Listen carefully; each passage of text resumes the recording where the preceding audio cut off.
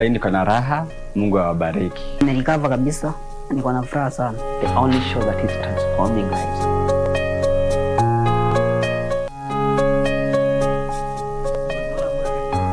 Mungu akubariki na Mungu akuzidishie.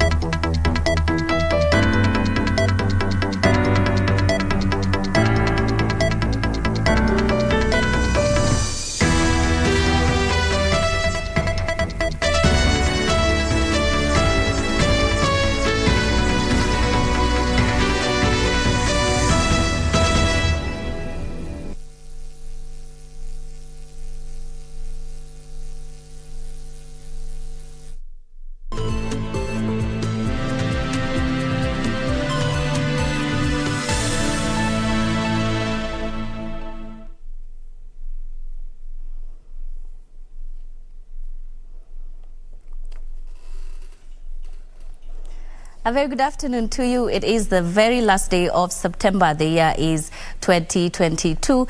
Thank you so much for tuning in to KBC Lunchtime News. We do have a comprehensive bulletin that we have prepared for you with all the stories that are making headlines in this country at this hour and also from across the globe.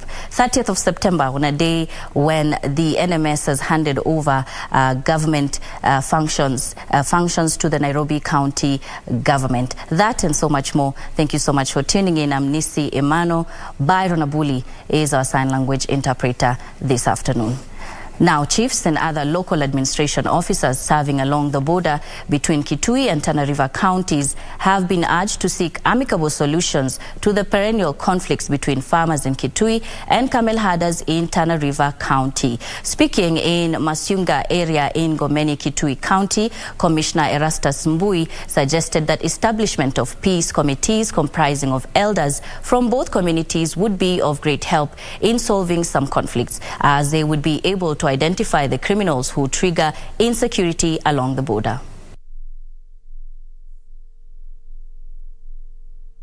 Kuweza kutatua zogo katikati ya wafugaji na wakulima ambayo sana sana inahusisha ufugaji wa ngamia ambayo inasemekana wana haribu mashamba ya wenyewe ama kuingia maeneo ambayo hayastahili kufugwa. Tumeanza mwamko mpya wa kutatua hii shinda, ambapo machifu tumewaagiza kuunda kamati ambazo zitaweza kushughulikia matatizo ambayo yapo miongoni mwa wale wanaishi hapa, na labda kujaribu kuweza kutatua hilo jambo la kuibiana mifugo, na kama kunao wanaweza labda kupatikana baadhi ya wale waliibiwa waweze kurudishwa, ama kama hawawezi, labda mwenye alifanya hivyo kama anaweza pia kufuatiliwa na kamatwe aweze kufikishwa kotini.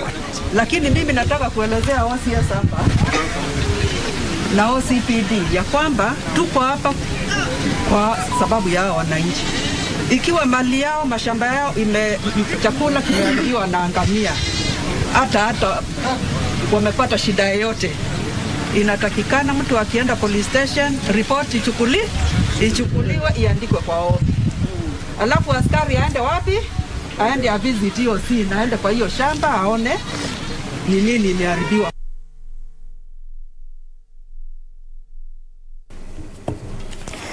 And elsewhere, the national government, through the Nairobi Metropolitan Services, NMS, has transferred back 4 key functions to the Nairobi County government. In a ceremony presided over by the outgoing devolution Cabinet Secretary Eugene Wamalwa, the Nairobi Metropolitan Services Director General Mohamed Badi and Nairobi Governor Johnson Sakaja signed the deed of transfer document to indicate that finally the functions have been reverted to the county government. The functions that were transferred include health, transport, public works and planning and development services.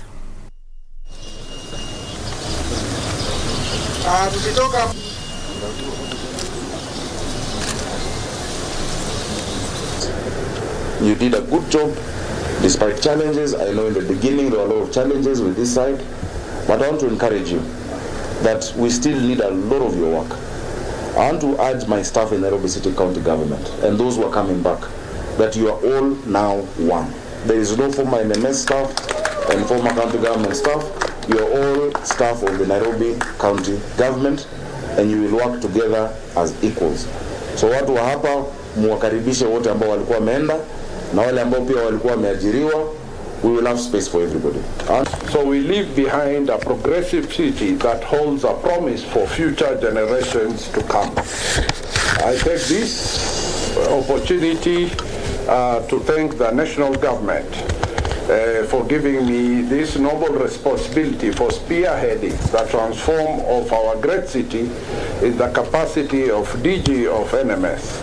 I extend my gratitude to national government, county government, that we have worked very well. DG has done a wonderful job. Mpige makofi jamani. Because in like 20 months, he's been able to deliver 20 hospitals. New hospitals in Nairobi.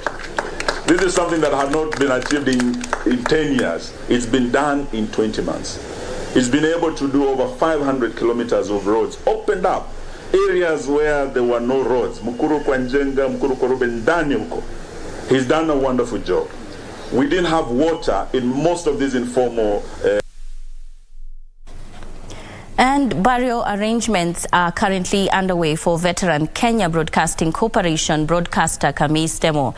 Temo died yesterday while undergoing treatment at Coptic Hospital in Nairobi, where he had been admitted on Wednesday after complaining of stomach pains.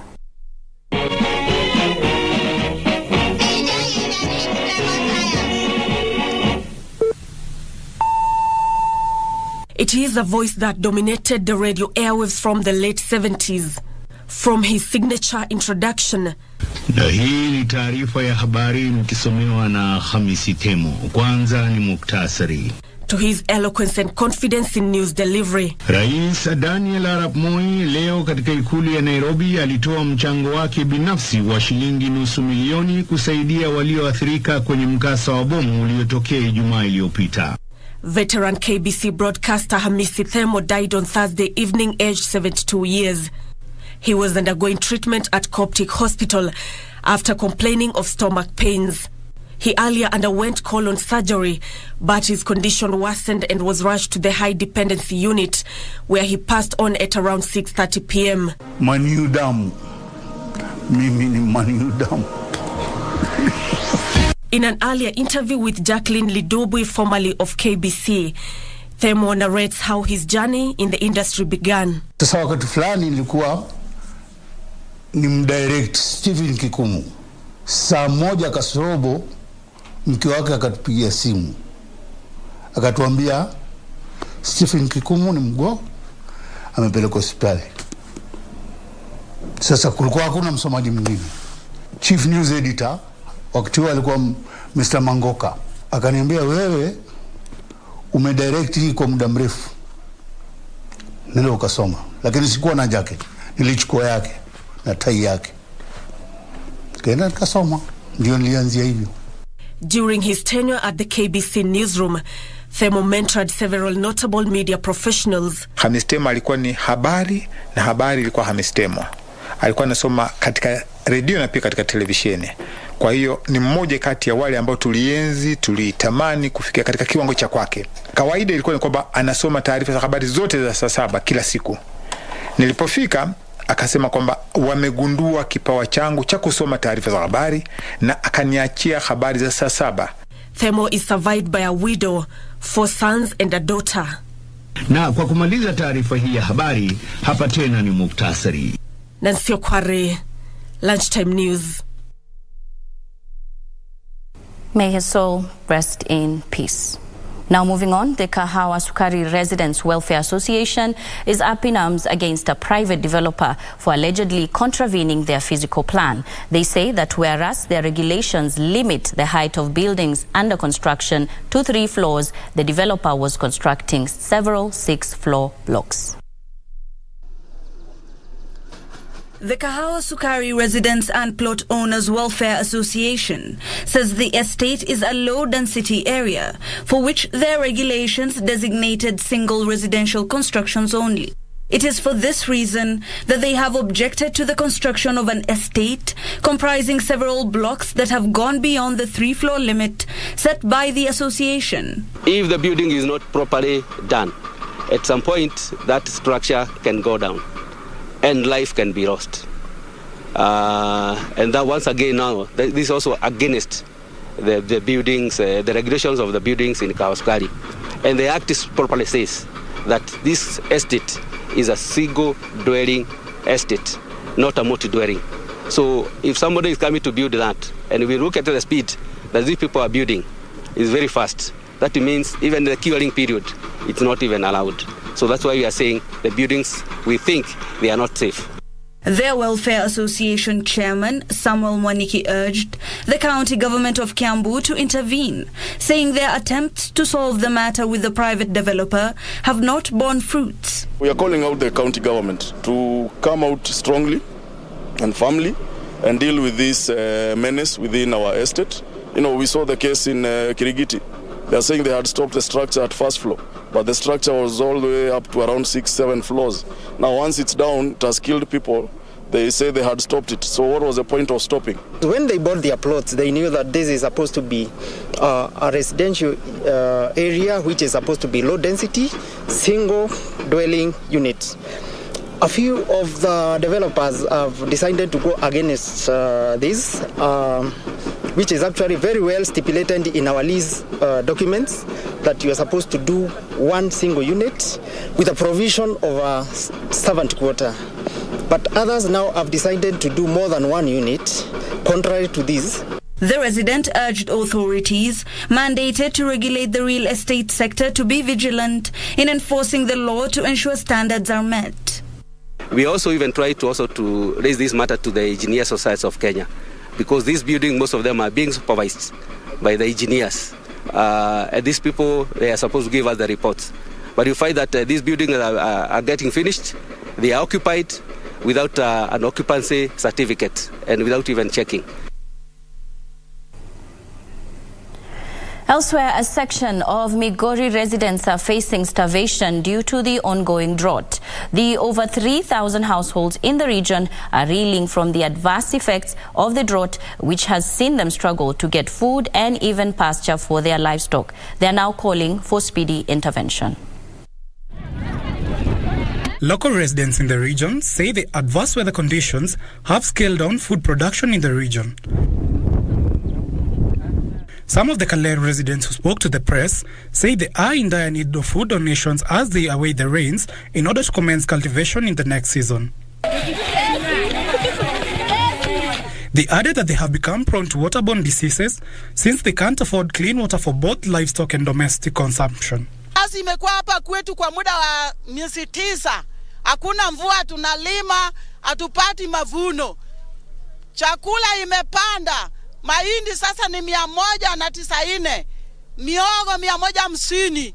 Hatuna maji, hatuna chochote, tunalia serikali atusaidie. Ukamwe tuna njaa. Na ile shida yetu kabisa ni maji. Tuliletewa maji katika shule ya Nyamache. Hiyo maji haifanyi kazi, sasa ni miezi 3 hatuoni maji na macho. Tuko na shida, serikali atusaidie. Area member of County Assembly, Thomas Akungo, said the food shortage situation has reached worrying levels. Akungo implored on the government to consider sending relief food to the region, as well as work on finding a lasting solution to the water shortage menace in the semi-arid parts of Kaler and other parts of Nyatike. We've had a situation of hunger affecting the people around here, such that even the children who are going to school today, who opened school, some of them cannot go to school. Mothers around are crying for food because of hunger. And we are now only pleading for the government to help us in putting up more dams here to ensure that you can keep the little water that you can have when it rains around, so that you can use them for irrigation, for little irrigation, and also for cattle. Colin Shadrack for Lunchtime News.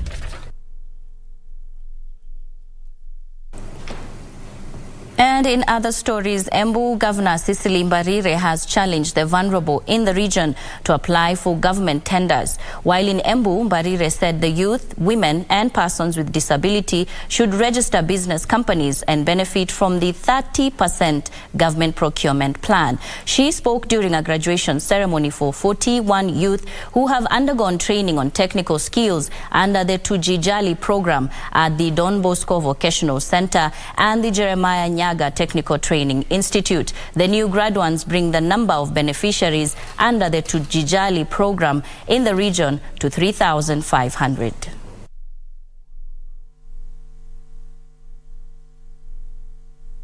You're now fully equipped. I beg you to go forth and start your own enterprises. And I want to promise that I'll back you up. So if you're a plumber, you're an electrician, you're a mason, we will make sure we support you through our tenders and make sure you are able to access government businesses so that you can grow in your own enterprise.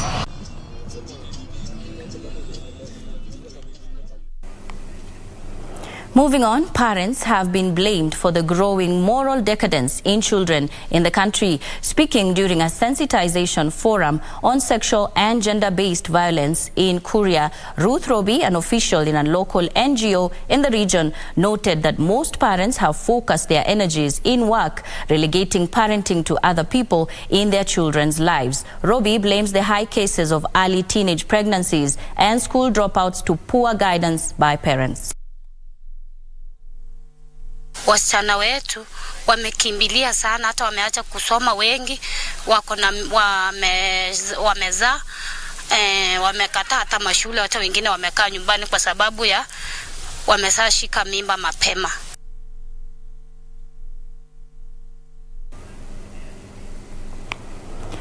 And in news from across the world, the Mozambican police chief has asked residents in areas recently attacked by jihadists in the northern Cabo Delgado province to resist the attackers. In talks with the local population, Bernardino Rafael urged people to use all the means at their disposal to repel the attackers, calling for greater vigilance to protect the community.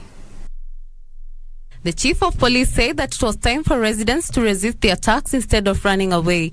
He also added that they should use knives and machetes to protect themselves and also alert security forces to aid them in the fight against jihadists. He assured the population that the militants were being pursued and that some had been killed during armed confrontations. In Kasinga district, local residents, particularly the youth, asked for weapons to help defend their land from the jihadist invasions. The police chief assured that those who are qualified would be integrated into a local force, a group that works with government soldiers and international allies in the fight against terrorism. Meanwhile, huge search and rescue efforts are being made in Florida in the aftermath of Hurricane Ian, which cut a swath of destruction across the United States. At least 10 people have died, with officials fearing numbers could rise considerably. President Joe Biden has warned that the Category 1 storm could be one of the deadliest hurricanes in Florida's history. The hurricane is now moving towards North and South Carolina. Blackouts are still affecting most parts of Florida, and some people are still trapped in their homes due to rise of flood waters, and the National Guard is going door to door to rescue them. In other news, convoys of people are said to have arrived in a supermarket car in Zaporizhzhia city, Ukraine, escorted by police vehicles. They have made the dangerous trip out of Russian-occupied territory in southern Ukraine, finally reaching their relatives safely. This is one of 4 Ukrainian regions that Russia is formally annexing after a 5-day exercise it called a referendum, and Ukraine and the West condemned as a sham. For Lunchtime News, I'm Joanne Wangari. And we're taking a break, but more news after this break. Don't go too far.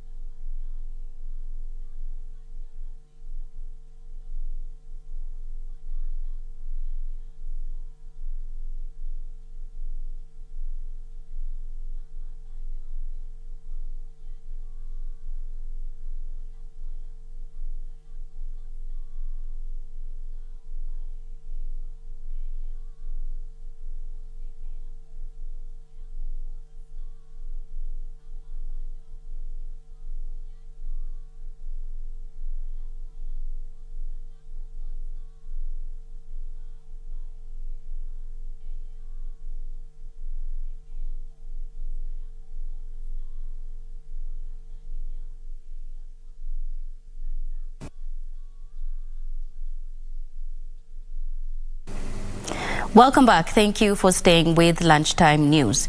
Now moving on, childhood cancer remains the leading cause of death for children under the age of 14 in the country. And as Kenyans join the world in marking World Childhood Cancer Awareness Month, cancer experts are sensitizing Kenyans on the importance of stakeholders' collaboration in the fight against cancer. Our reporter Esther Bodo has more on this story. A gathering at the Texas Cancer Center in commemoration of the World Childhood Cancer Awareness Month, which happens every year, focusing on creating awareness that cancer does exist and with access to care, survival is achievable. Hassan Gulo Konze's son Abdullahi Gulo was diagnosed with Burkitt lymphoma cancer in 2019. Tulipata kujua hiyo mtoto akona hiyo ugonjwa in a very short time, na hiyo type of cancer wanasema inaenda mbio sana. So within a week his case was like ilikuwa advanced stage. Wanasema within a week imefika the level of stage 3B. He says after sessions of treatment, his son's health started improving gradually and he eventually got cured. Cancer matibabu yake ndio inaumiza mtu sana, lakini ukiwa na patience na ukiwa unajipatia hiyo nguvu na kujikaza utaenda through. According to Dr. Catherine Nyongesa, stakeholders' collaboration will improve impact on cancer care and cure in the country. Every treatment makes a difference in a patient's life. It may be for cure, and sometimes it's just to manage the symptoms. She lauded the government for taking steps to improve cancer care, noting, however, that more needs to be done. As a country, there's a lot of improvement in terms of cancer care. Before, we only had one national hospital for cancer. Now we have like 3. We have Kenyatta Hospital, MTRH, then there's Kenyatta University Teaching and Referral Hospital. We have radiotherapy centers in other counties like Mombasa, Nakuru, which we never had before. So there's a big improvement. There's now one being set up in Garissa. With the month of September continuing to mark the World Childhood Cancer Awareness Month annually, experts are calling on stakeholders to join hands and help increase the survival rate, which currently stands at 30%. Reporting for Channel 1 News, I am Esther Bodo. In other stories, Narok County government has partnered with the India Child Health Association to improve health facilities in the county. Governor Patrick Ntutu lauded contractors engaged in constructions at the new Narok County Referral Hospital and the Kenya Medical Training College, noting that they will be completed in time. He added that they are planning to open new maternity wings in Olulunga, Lolgorian, Kilgoris and Emurua Dikir to enhance access to health facilities.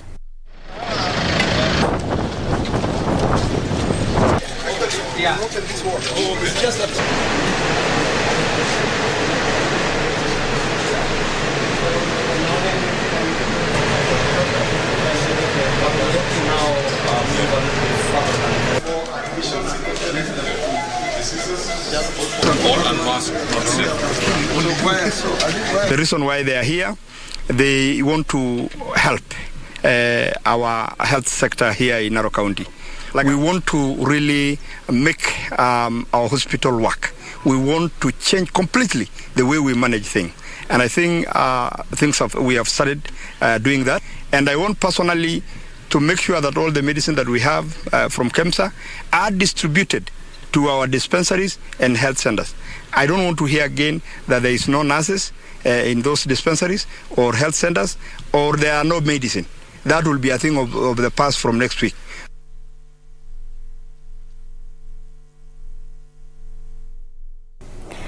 And the East African, I beg your pardon, we apologize. Moving on, we'll take that story a little bit later in this bulletin. But for now, Chinese President Xi Jinping and other leaders of the Communist Party of China have paid tribute to fallen national heroes to mark China's 9th Martyrs' Day. The state presented flower baskets at the monument to the People's Hero in the Tiananmen Square in Beijing. The Martyrs' Day, which is marked every 30th of September in China, commemorates all those who sacrificed their lives for national independence and prosperity. Marking the 9th Martyrs' Day on Friday, Chinese President Xi Jinping, among other senior government officials of the Communist Party of China, presented baskets of flowers to the monument of the People's Heroes in the Tiananmen Square in Beijing. Later, a military band played trumpets to commemorate the martyrs.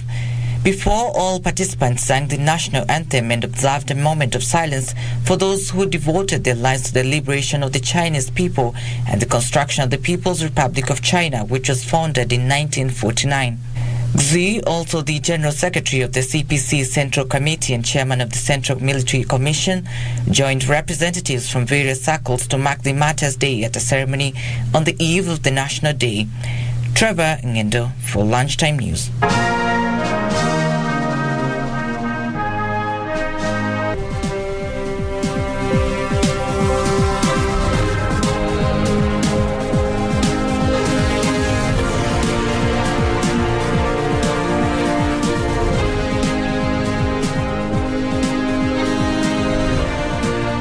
All right, let's take a look at the day's business. Farmers in the Kajiado Loitoktok agricultural belt have received the first consignment of subsidized DAP fertilizer. The region, which is the vast county food basket majoring in horticulture farming, including tomatoes and onions on large scale, has received 1680 sacks of fertilizer against 1649 registered farmers. The farmers registered their satisfaction, saying they will be able to plant their plants on time. Irrigation-dependent farmers said the subsidized fertilizer will lower the cost of farming and assure them better yield in the next harvest.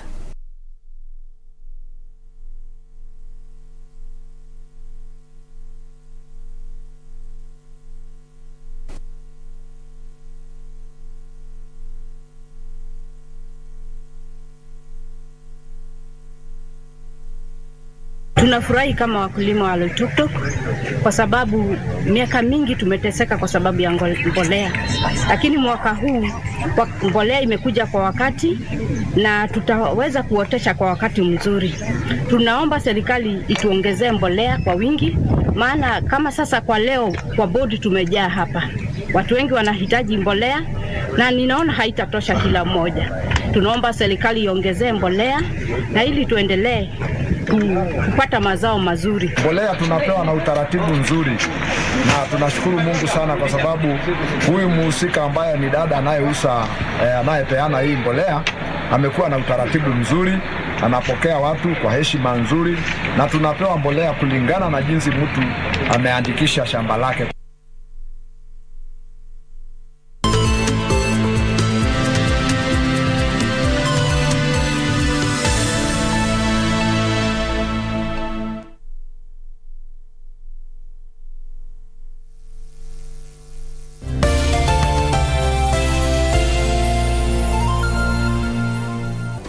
Do you have a news story to share with KBC? Get in touch swiftly on email news@kbc.co.ke or call 0723-892-654 or 0734-780-124.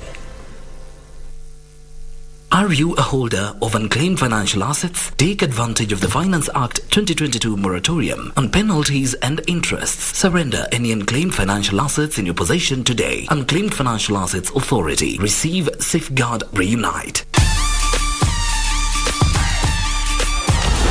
Country Unit has MLW exactly where they want them, and they've said it. We've got the championship. We have the power. They have been laying waste to everyone here in Major League Wrestling, including yours truly. Kicking down the door, putting their feet up on my table and making themselves quite comfortable at home. They're there to make a statement. Who's going to stop them? Lawler and the Von Erichs have been the only ones who have been able to even slow Contra Unit down. I want to get my hands on you. I want to get my hands on blood. I want to taste your life. Tom Lawler and the Von Erichs want to issue out a challenge to the Contra Unit. Well, we accept.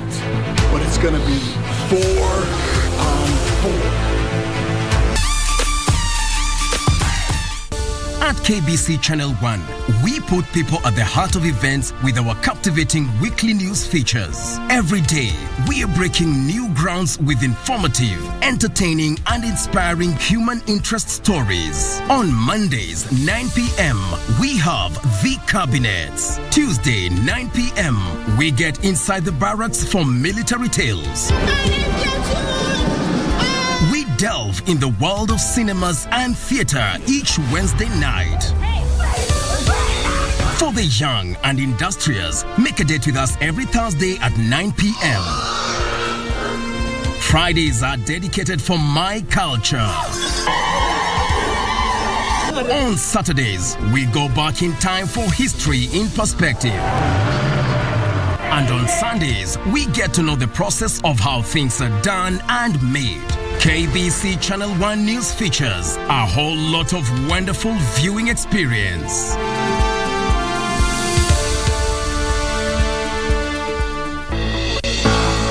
The construction industry in Kenya is facing a crisis of confidence. 20% of all buildings in the country will not withstand an earthquake, while 58% do not adhere to regulatory standards. And this is but the tip of the iceberg. Are there remedial measures? National Construction Authority, Engineers Board of Kenya, and the Board of Registration Architects and Quantity Surveyors, BORAX, have already signed MOU, a working arrangement which ensures that we work together for the sake and the safety of the built environment, and that's very key. This week on Inside the Government, we're talking to the Executive Director of the National Construction Authority, Engineer Maurice Akech. And the question is, are there remedial measures and what is the way forward? Watch the conversation right here on KBC Channel 1.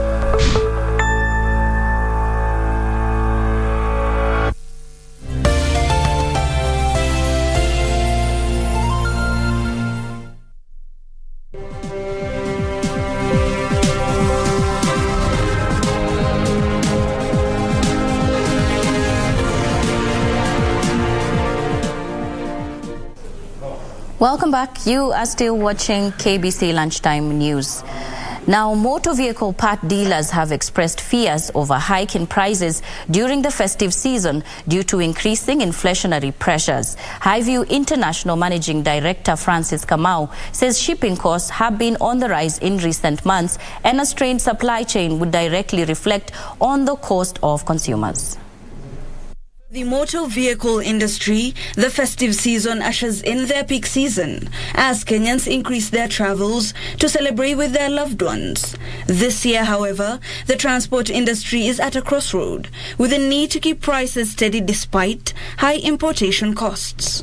Our commodities are mainly price elastic of demand, meaning effects on cost of living, inflationary pressures will definitely mean translate to low volumes. So we'll have now to push that customer now to the next level of our dealers who will also push that cost to their customers. He says companies have attempted to cut down margins to cushion customers, but the increasing costs are bound to reflect on the cost of the product eventually. We have experienced an all-time shipping cost for the last 2-3 months. It has been an all-high time in terms of the sea freight. The company plans to leverage on economies of scale, and they have now turned to market activation in a bid to fix affordable packages that would woo customers. Create a favorable economic environment for businesses to thrive and be able to have a good return on capital investments. The company hopes that an economic rebound would soften the blow before the end of the year. Hibak Said for Lunchtime News. And elsewhere, the East African Community Secretariat is leveraging on business-to-business collaborations to ease the Democratic Republic of Congo's entry into the trading bloc. EAC Secretary General Dr. Peter Mathuki says the maiden trip into the newest member state saw Kenya making many business connections, but movement through the border still poses challenges. Our reporter Cynthia Nyamai brings the progress of this country's membership so far and filed the following report. The Secretary General of the East African Community, Dr. Peter Mathuki, is making his maiden trip to the DRC after they were included to the East African Community. What are his expectations, and why is the DRC so important to the East African Community? Thank you so much, Dr. Peter Mathuki, for joining us. Why is the DRC so important for the EAC? Because we saw that in record time, 6 to 8 months, the DRC was included under the EAC with your leadership. On the 27th of February 2021, the heads of state met and made a decision. And the decision was admitting DRC into the East African Community. And therefore, when I took over the office, because that time meeting was done virtually because of COVID, I had to do a quick round of tour to meet the members of the summit or the heads of states of the East African Community. And one of the things that came out in common out of all the heads of states is that they had decided that DRC should join the East African Community. One, because geographically speaking, DRC borders 5 of the EAC partner states and therefore qualifies to join the East African Community. But also secondly, the strategic nature of DRC and the EAC in terms of business, but also in terms of how they are placed. The peoples of DRC and East Africa so closely together that isolating one from the other, it was becoming difficult. And therefore, we took it upon ourselves as Secretariat to follow through that decision. And immediately after that, then we started the process of verification. I had to do a quick visit to His Excellency Felix Antoine Tshisekedi to deliver the message of that, or the decision of the summit. Of that decision of the summit was that they have agreed to admit DRC. But after accession to the treaty, then there was a procedure. We gave them 6 months to deposit the instruments with the Secretary General. Interestingly, DRC, of course, they have got to their parliament to have it ratified. They had to go to their cabinet approval, and they went through all that. And before the timelines that was given, that is 6 months, it took them 3 months from April to complete the process, and now DRC became a full member. So you have traveled with a business delegation. What has been their response so far of the DRC after spending time? And we have been seeing various business delegations and investors coming from the rest of the region since last year. As I come to engage with the people, with the government, and the leadership of DRC, I also come along with the business people so that they can also get an opportunity to interact with the business community in DRC, understand how they can sign, agreements, how they can start now doing business. And I'm happy that already there's been a lot happening since we arrived, where businesses, there's a business to business, they've been signing MOUs on how to interact, others have created some partnerships. And to me, that is why we came along with them, so that they can identify the opportunity and start signing opportunities for them to, for opportunities and MOUs to do business. And that is why going forward, we will be even not only be organizing for business retreats between the summit and businesses. We'll be doing that every other summit.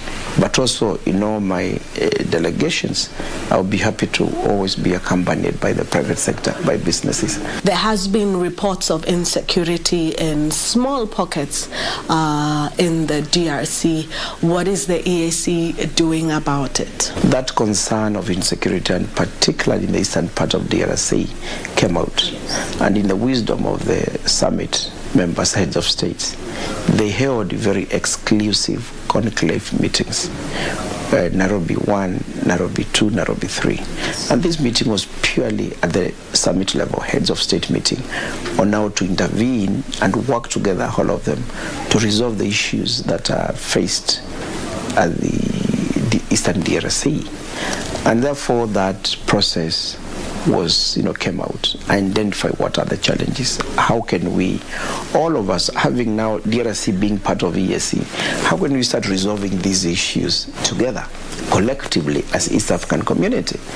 And that is why now that process was put in place with clarity on what needs to be done. And subsequently, on 22nd July, on the 22nd summit of the EAC, that Nairobi process was now incorporated fully to become an East African community process. And that is to say, we are ready collectively to work together to support the peace issues that that part of the DRC is facing. Last week, I had an opportunity to meet President who is the current, or Burundi, who is the current chair of the EAC, President Ndayishimiye, and he's very committed to ensuring that we secure peace in that part of the country. And so is all the heads of states themselves, who are all of them committed to ensure that Eastern DRC indeed becomes peaceful. So if there are some isolated cases, and the issues must be there, I would say the situation is better than it was before. And already we have started now feeling the benefits of this peace process that has been taken over by the East African community, because you could see a lot of concern, and it's not the way it was. Because now it is very structured within the EAC structures. Secretary General, when I was coming to the DRC, I still had to apply. Coming to celebrate that now the DRC is part of the EAC, but I still had to apply for a visa, paid for a visa, and it's also vice versa. When people from DRC are traveling to Kenya, when are we going to see people, the easy movement of people between the two nations going on, or within the DRC people and the rest of the East Africa? The second pillar of the East African community, and that is the Common Market Protocol, provides for free movement of persons, services, and even people within East Africa. And that's why in other countries that are holder members of EAC.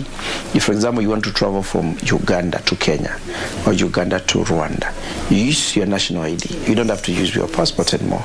So I think that is now that DRC has joined, we have to mainstream it, integrate it fully into the EAC. And therefore, I've been getting similar questions from the citizens across DRC. We want a timeline. Yes. We want to know when. Yes. I've been getting a lot of pressure from people. When can we now travel? Luckily, when I also arrived, I didn't pay for any fee. We have to establish for that. But I see a situation now that we started integrating DRC. I see like in the next 6 months, like we will convince and work closely with the DRC to ensure that now they totally waive the issue of visa, just the way the Republic of South Sudan has been doing, and now they have removed that fee. So we'll continue working with them, DRC, to assist them as EAC Secretariat, ensure that now they conform and comply as it is in other partner states of the EAC. So, but we must appreciate there's some progress, because before you would get your visa from your own country, but now you are getting visa on arrival. So I think that is good progress. Imagine they got admitted in the last 1 month, and now they've been able to facilitate issuance of visa for East Africans on arrival. So I think the next stage is now to waive the fee, which is something now in progress, is one of the issues we'll be picking it up with the government of DRC, and I'm sure they'll be able to waive that. So we'd want to give them timelines of about maybe 6 months and see whether this is visible. Which country do you want to conquer next? It's not about conquering, it's about expanding this community, and the expansion, which is one of the key agendas of the EAC summit. And given that a decision was made on 22nd of this year, but also 27th of last year, that DRC but Somalia joins, I see a situation where now we will start working urgently on Somalia, the Somalia file. So the file is on my table because it's already been processed by the summit. So I see that as a possibility. But looking at yesterday's meeting, when I was meeting the government, ministries of DRC, we realized there was presence of the ambassadors of Zambia and Zimbabwe.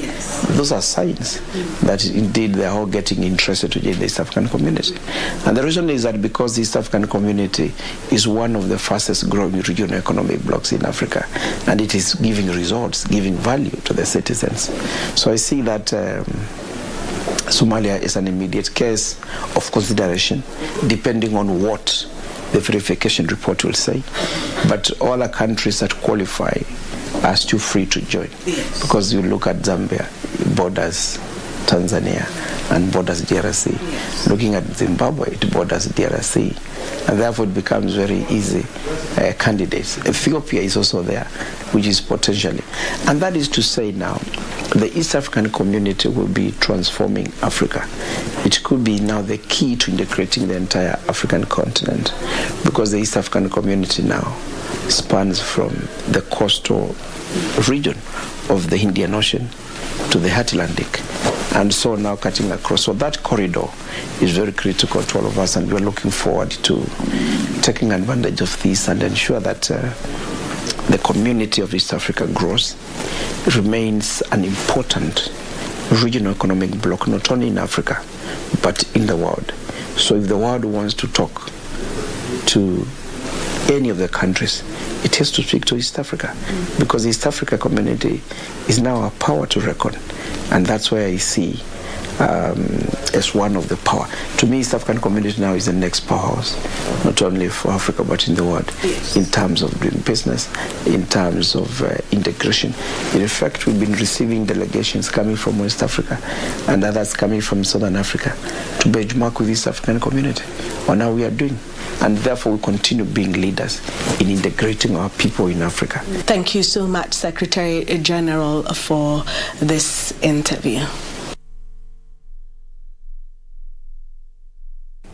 A very insightful story there by Cynthia Nyamai.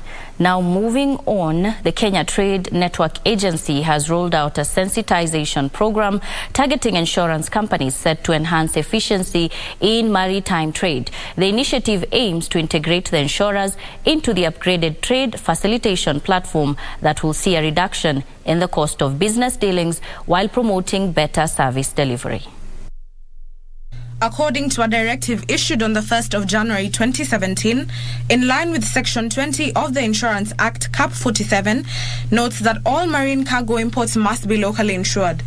As a result, importers and exporters in Kenya are set to benefit from increased competitiveness and reduced cost of doing business from reduced shipment delays and charges. Industry players noted that the use of the single window system shall serve as a single entry point and platform for any person involved in trade and transport to lodge documents electronically, including import or export documents. This is set to help businesses recover from direct border-related costs and indirect costs, such as those arising from procedural delays, lost business opportunities, and a lack of predictability in the regulations.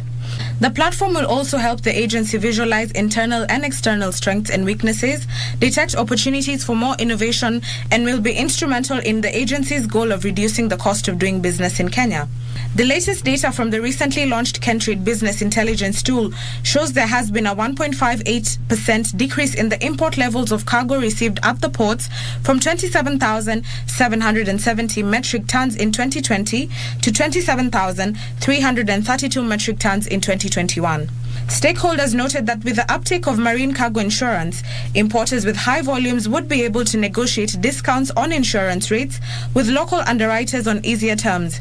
The trade facilitation program has already incorporated 6 insurance companies, namely GA Insurance, Heritage Insurance, Jubilee Insurance, APA Insurance, Mayfair Insurance, as well as Occidental Insurance, as it aims to enroll more. Reporting for Lunchtime News, my name is Nduta Mokami.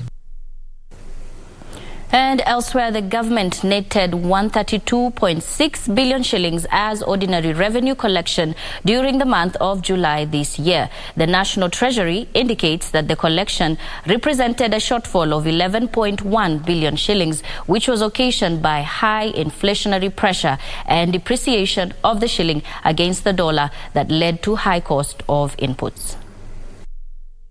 President William Ruto yesterday called for the introduction of wealth tax to levy wealthy individuals in what he says will relieve trade from excessive taxation. The wealth tax is also expected to increase the country's tax bracket and generate additional revenue streams for the government. Our current tax system, which falls way far short of this, we are overtaxing trade and undertaxing wealth. We will be proposing tax measures that begin to move us in the right direction. This comes against a backdrop of the 62-month high inflation and a weak shilling negatively affecting revenue collection by the government. In July, ordinary revenue collection was at 132.6 billion shillings compared to a target of 143.6 billion shillings, representing a shortfall of 11.1 billion shillings. During the month of July, the government netted 5.8 billion shillings from income tax, 4.4 billion shillings generated from excise taxes, and VAT netted 3.5 billion shillings. The shortfall in VAT revenue is attributed to high inflationary pressure and the depreciation of the shilling against the dollar, leading to high cost of inputs. Income taxes decline was attributed to decline in payee remittance from the public sector. Excise taxes were affected by the decline in volumes of fuel and decline in volumes of spirits, tobacco and soft drinks deliveries. Recurrent expenditure in July was 129.4 billion shillings, with the government keen on fiscal consolidation against a target of 189.5 billion shillings, thus recording a below target expenditure of 60.1 billion shillings. Benson Rioba reporting for Lunchtime News.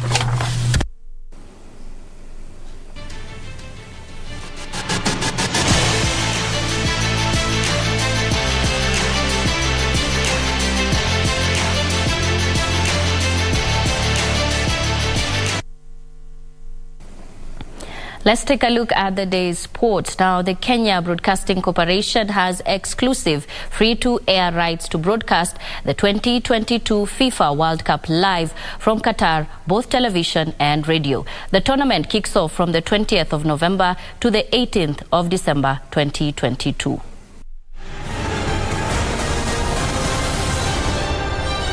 With 51 days to the opening match of the 2022 FIFA World Cup to be hosted in Qatar, the Kenya Broadcasting Corporation has acquired exclusive free-to-air television and radio rights for the event. Speaking at the Broadcasting House today, KBC's acting managing director Samuel Maina said that the rights comprise 28 selected matches on KBC Channel 1 and all matches on radio. It's important for me to emphasize it is exclusive rights, free-to-air rights for this important event. KBC Television will air live 28 selected matches, while our radio stations will beam live all the 64 matches on the card. The core of the matches will be those involving African representatives at the tournament. 18 matches during the group stages, with a focus on 5 African teams led by Africa Cup of Nations champion Senegal, Cameroon, Ghana, Morocco and Tunisia. 4 matches in round of 16, 2 quarter-final matches, 2 semi-final matches, third playoffs and the grand finale. The corporation will have a team in Qatar to report on the teams and fan experiences during the month-long tournament. Apart from live matches, KBC presence will also be felt on location, as we shall send a crew to Qatar to capture many more moments. The 2022 FIFA World Cup will be the second to be hosted on the Asian continent after the 2002 Bonanza that was co-hosted by Korea Republic and Japan. The event will run from the 20th of November till the 18th of December 2022. For Lunchtime News, I'm Daniel Wong. Scenes of samba celebrations.